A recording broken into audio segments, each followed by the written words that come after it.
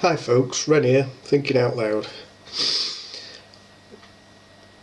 I have thinking, we should reward hard work and self-improvement, but how much? It got me started thinking, you see, because of some of the ridiculous wages and some of the ridiculous amounts of money that people get paid. Now, if you take a doctor is a classic example. They will study for 7 or 8 years at college and university and get all these qualifications and everything. They'll also do quite a bit of work as an intern or something like that, working all the hours God sends in a hospital somewhere for next to no pay. So they work really, really, really hard to become qualified and to become very well educated and very skilled at the job, hopefully.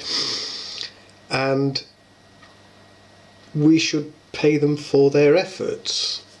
And, you know, a good doctor, maybe they should be paid £100,000 a year. I don't actually know what a doctor earns. But I was always told that we needed rich people because their money would trickle down to the poor people. And, you know, without the rich people, the poor people would have nothing. Without the business leaders, there wouldn't be a business for me to go and work for. And I kind of used to believe that, but I'm not so sure now. It's not entirely untrue. We need people to run businesses, and we need people to have industry and stuff like that to provide the jobs. That's logical enough.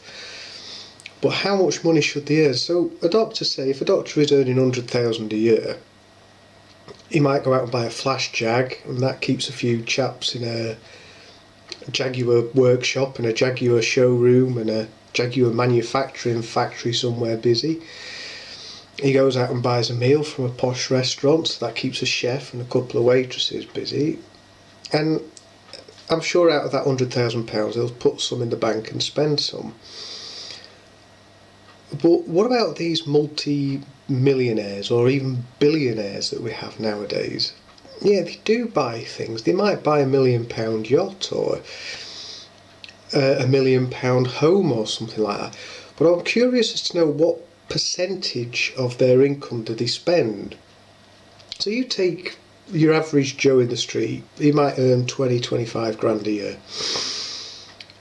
Out of that 20-25 grand a year, he'll probably spend 80, 90 or even 100% of that. Mortgages to pay, he might go on the odd holiday, food to buy, bills to pay, stuff like that. So most of the lower earners, or the people who earn a regular kind of wage, will spend a fair proportion, if not all of the wage, just living. Whereas if you're a doctor on £100,000 a year, maybe you don't spend all of it, maybe you save some up, maybe you invest some. And that's okay, that's fine. They're probably still spending 50 or 60% of their income, maybe more, maybe less, depending upon the individual. But if you're on 10 million or 100 million or £1 billion a year, you might even struggle to spend that kind of money. You know, even if you spent £10 million a year, if your business is providing you with £500 million a year of income, where's that money go? It just sit in a bank somewhere. It's not being spent, it's not trickling down to the average Joe. So the super rich, well, they run these businesses and they make an awful lot of money, but it doesn't seem to reach the pot. Is it Jeff Bezos from Amazon? I think it is.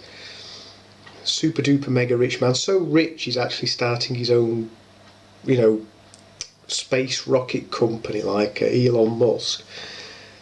And his staff and his employees are sort of some of the worst paid and worst treated people in the industry. So it's not fair, is it?